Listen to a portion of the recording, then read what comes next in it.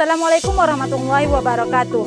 I and my team would like to interview our Vice Dean of Faculty of Teacher Training and Education, Asahan University. Even though you're next to me, no matter what I do, your heart is drifting out of reach. Head underwater, I'm swimming harder, trying to keep this alive. Gotta find my way to you, now that our love has capsized.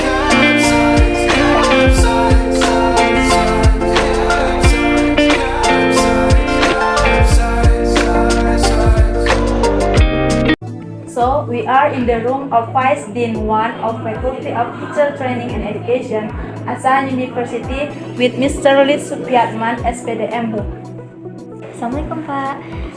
Kami mahasiswa semester 3 Prodi Bahasa Inggris ingin mewawancarai Bapak sebagai Wakil Dekan 1 bidang akademik mengenai akademi di Fakultas Keguruan dan Ilmu Pendidikan Universitas Asahan.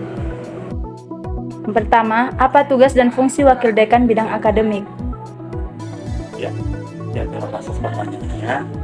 Jadi tugas utama Wakil Dekan bidang akademik yang pertama mengatur berjalannya kegiatan akademik di Fakultas Keguruan Ilmu Pendidikan. Ada dua sorotan. Yang pertama, kegiatan akademik yang dilakukan oleh dosen, ya. Yang kedua, kegiatan akademik yang dilaksanakan oleh mahasiswa. Kegiatan akademik yang dilakukan oleh dosen berupa pengajaran. Seperti kita lihat ya, kegiatan pengajaran dosen di kelas itu di bawah kendali Wakil Dekan bidang akademik. Bagaimana dosen itu kegiatan pengajarannya, terutama pada jadwalnya. Perihal penyusunan jadwal, artinya tetap kendali oleh Wakil Dekan. Dikendalikan. Iya, artinya di sini Wakil Dekan 1 bersama Prodi ketika dalam penyusunan jadwal melakukan kegiatan pertemuan yang membahas perihal penyusunan jadwal. Di sini kita bisa memberikan masukan ya perihal penyusunan jadwal, siapa dosen yang mengajar pada mata kuliah tertentu. Dari situ berawalnya ya, dari penyusunan jadwal sampai dengan kegiatan pengajaran di kelas. Begitu juga dengan kegiatan pengabdian dan penelitian. Itu juga bagian daripada akademik. Ya. Iya. Penelitian, pengabdian, tentu kita di sini lebih kepada memberikan motivasi kepada dosen untuk melaksanakan kewajiban sebagai dosen ya, untuk menyusun atau membuat kegiatan penelitian dan juga penelitian. Kemudian kalau kegiatan akademik yang dilakukan oleh si mahasiswa ya, sudah pasti tentu kegiatan dalam berupa belajar di kelas. Nah, jadi tetap kita melakukan pengawasan juga bagaimana kegiatan mahasiswa di kelas itu bisa berjalan dengan lancar atau tidak. Tentu di sini kita minta bantu juga kepada Prodi ya, bagaimana kegiatan akademik di kelas itu bisa berjalan dengan lancar. Oke, berdasarkan tadi yang belajar mahasiswa, jadi menurut Bapak bagaimana mutu proses belajar dan mengajar serta mutu lulusan FKIP-UNA sekarang ini? Apakah menurun, standar atau meningkat? Iya, kalau dibilang mutu mahasiswa FKIP-UNA ya, tentu kita bisa menyatakan bahwasannya tidak cukup meningkat. Iya. Sebenarnya bukan sekarang aja, dari dulu pun ada FKIP-UNA ini sebenarnya sudah menunjukkan hasil yang baik. Banyak alumni UNA yang sudah berhasil. Alumni FKIP-UNA yang berhasil. Ada di antara mereka yang sudah menjadi PNS, guru PNS, ada yang mereka menjadi anggota DPR, ada di antara mereka yang sudah menjadi dosen. Ada juga yang dosen itu tadi ya. Yang punya usaha sendiri seperti membuka bimbingan belajar. Banyak sekali sebenarnya. Itu kan indikator bahwasanya alumni FKIP-UNA ini ya sudah bagus kualitasnya. Dan tidak diragukan lagi. Iya. Bahkan ada satu alumni UNA dari Prodi Matematika ya menjadi presenter TV One. Membawa acara. Iya, ya. Itu satu indikator juga bahwasanya alumni UNA itu tidak diragukan lagi. Bagaimana cara Bapak mempertahankannya? Mutunya itu tadi kan sudah meningkat, kata sekan. Jadi bagaimana cara meningkatkannya? Mempertahankannya. Cara untuk mempertahankan kualitas daripada alumni ataupun mahasiswa yang sudah berhasil ya. Tentu kita selalu mengadakan evaluasi Iya. tentang pelaksanaan kegiatan perkuliahan. Nah, dari kegiatan evaluasi tadi kita bisa mengetahui ya, kita bisa mengetahui apa hal yang perlu diperbaiki dan apa hal yang perlu dipertahankan.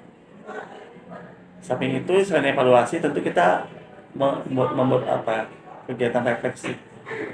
Refleksi juga satu kegiatan untuk mengetahui sejauh mana yang sudah kita kerjakan, sejauh mana yang sudah kita lakukan. Dari situ kita bisa mengetahui apa kira-kira tindak lanjut daripada suatu hal penemuan yang dianggap itu belum katakanlah belum memenuhi target ya. Iya. Di situ kita bisa menindaklanjutinya. Nah, seperti itu.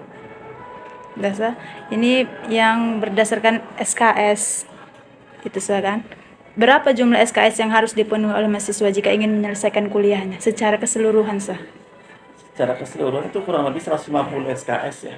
150 SKS. Ya, kita bisa melihat ya, acuan di buku panduan akademik ya. Itu tuh fakultas FKIP kan ada apa ya? Ada berapa prodi? 3 prodi kan? Itu rata-rata kalau untuk bahasa ya, bahasa Inggris gramatika, bahasa Indonesia ya. Itu totalnya kan sebenarnya 150 ya, 150 SKS yang harus ditempuh ya kan. yes. SKS totalnya ya. Oke. Misalnya jika SKS itu tidak terpenuhi secara keseluruhannya sah, apakah itu bisa menghambat kelulusan atau itu sah, menghambat perkuliahan? Ya pasti, karena memang syaratnya kan harus semua terpenuhi kan. 150 itu harus terpenuhi semua sah. Artinya tidak ada mata kuliah yang nggak perlu diambil, itu wajib. Itu wajib diambil semua. Kalau misalnya ada yang belum diambil, berarti dia belum menyelesaikan semua kewajiban dia mengambil mata kuliah itu. Ya, tetap wajib semua itu diambil. Jadi jika ada yang kurang sah, bagaimana solusinya sah? Banyak caranya. Ya, ini kan kenapa kurang? Karena mungkin gagal. Iya. Atau belum pernah mengambil mata kuliah itu. Iya sah. Kalau misalnya gagal, dia udah pernah kuliah dan nilainya gagal, dia bisa ujian perbaikan nilai, UPN istilahnya. Oh. Tapi kalau misalnya mata kuliah itu memang belum pernah diambil, ya kan? Maka dia bisa mengambil semester antara. Semester antara itu nama lain dari semester pendek. Semester pendek. Ya, mana perkuliahannya itu minimal 8 pertemuan. Minimal itu, yang mana di dalamnya itu udah termasuk ujian tengah semester dan ujian akhir semester. Oh, diperpendek ya sah. Itu ya semester antara namanya. Itu dua solusi ketika ada mata kuliah yang gagal atau mata kuliah yang belum pernah diambil, kan ada nilainya kan? Iya. Kalau yang gagal itu kan nilainya mungkin ya kurang memuaskan, bisa ujian perbaikan lagi. Jadi nilai yang atau mengulang. Iya. Jadi kalau misalnya mengulang mungkin nunggu 1 semester ya, kalau UPN kan bisa aja 1-2 hari selesai. Oh. Lalu mengenai program fast track, Una ada program fast track kan sah? Yang 3,5 tahun, tamat 3,5 tahun. 3 tahun setengah. Ya, ini kita sedang mengupayakan ya. Oh. Bagaimana mahasiswa itu bisa tamat, ya katakanlah selesai semester 7 ini, mereka bisa terkejarkan untuk Sempro. sidang. Oh, sidang. Tapi memang ya ini masih ada kendala ya. Jadi sekarang ini yang semester 7 masih proses pada sidang. Seminar. Harapan kita kemarin begitu. Iya, 3,5 tahun biar Ya, lebih kita harapan cepat. kita begitu kemarin. Tapi ini mudah-mudahan ya, walaupun nggak pas 3,5 tahun ya, lebih katakan kalaupun nggak sampai 4 tahun ya mungkin udah 3 tahun berapa bulan, Iya, sah. kita 8 bulan tapi. Oke sah, yang terakhir. Apa sih target yang ingin tercapai ke depannya untuk FKIP UNA ini lebih maju lagi dibanding UNI? Apa fakultas lain yang ada di UNA ini? Ya, harapannya untuk FKIP UNA ini terutama tentu dapat terus meningkatkan kualitas, ya kan? Yes. Dan juga kualitas dan kuantitas. Kuantitas. Ini dua hal yang harus ya memang harus berbarengan gitu. Iya. Karena kualitas perlu, kuantitas Juga perlu. Dari kalau kuantitas kita berharap jumlah mahasiswanya itu bertambah, Yes. baik prodi bahasa Indonesia, bahasa Inggris. dan kualitas juga meningkat. Iya. Dua hal ini kita harapkan, kualitas dan Kuantitas. kuantitas. Nah, kualitas dan kuantitas. Gitu. Karena ini FKIP UNA ini kan salah satu fakultas yang ada di UNA yang cenderung di bidang pendidikan. Iya. Karena di ASAN ini nggak ada yang pendidikan bahasa Inggris, nggak ada. Nggak ada, iya, Sir. Bahasa Indonesia nggak, ya memang hanya di FKIP UNA. Jadi kita berharap kita menjadi acuan juga bagaimana pendidikan di ASAN ini bisa maju berkembang karena atas dasar kontribusi dari FKIP UNA yang bisa menghasilkan guru-guru yang baik. Seperti itu.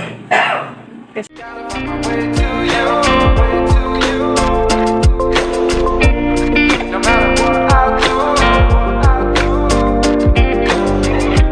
gotta find my way to you,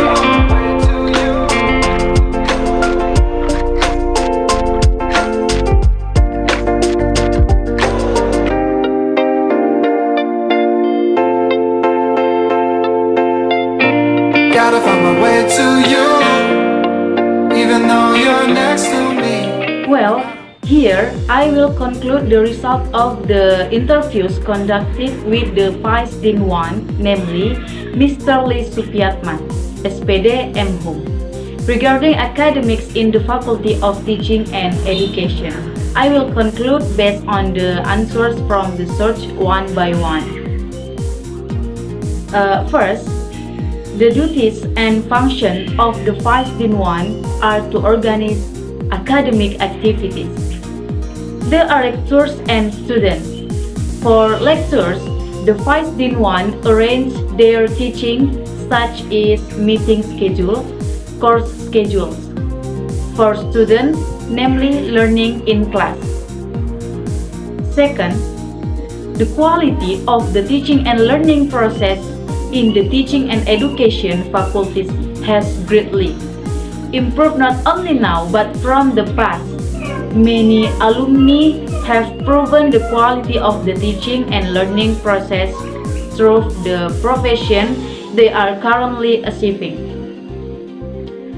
Some of them work as lecturers, DPR, and even reporters on TV1. Third, the way to maintain is carried out by the Vice Dean 1, conducting an evaluation. From the evaluation, we can find out what needs to be repaired or renewed. Besides doing reflection activities, this can let us know how far things have been done. From there, we follow up on those that have not met capacity or have not reached the target. Next, how many credits must student complete? There are approximately 150 credits for each study program. Next, if the credits are not fulfilled, can it hinder graduation? Sure, because 150 credit is one of the graduation requirements. Next, 3.5-year program at Asahan University. Being worked on and highly hopeful, but so far no one has been able to or found to be able to implement this program. Next, finally, future targets for teaching and education faculties. Improve quality and quantity. Those are two things that must go hand in hand. Your heart is drifting out of reach, head on the water, I'm swimming harder, trying to keep this this alive. Gotta find my way to you.